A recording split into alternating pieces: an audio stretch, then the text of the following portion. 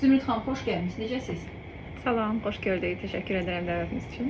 Psixoloqlar ümumiyyətlə uğursuzluğu necə izah edir? Nədir bu sizə görə? Uğursuzluq deyə bir şey yoxdur, yalnız təcrübə var.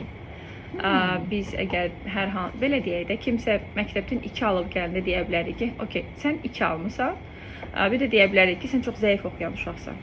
İkinci variantda artıq biz damğalamış oluruq və istər-istəməz özü haqqında fikir dəyişir. İnsanın şəxsi özü haqqında, yəni şəxsiyyəti haqqında olan fikirlər dəyişir. Ona görə də biz uğursuzluq deyəndə uğursuz insan kimi formalaşdırırıq beynimizdə özümüzü və ya başqasını. Bu da avtomatik olaraq onun daha sonra hərəkət etməyinin qabağını alır. Amma bir təcrübə kimi baxanda biz oradan öyrəndiklərimizi istifadə edib daha yaxşı bir şeylər formalaşdıra bilərik. Çünki əgər baxsaq, hər hansı bir nailiyyətlərin arxasında həmişə dəfələrlə hər hansı bir çətinliklər də olur, uğursuzluqlar da olur və bunun nəticəsində daha yaxşı nəsə yarada bilir insan.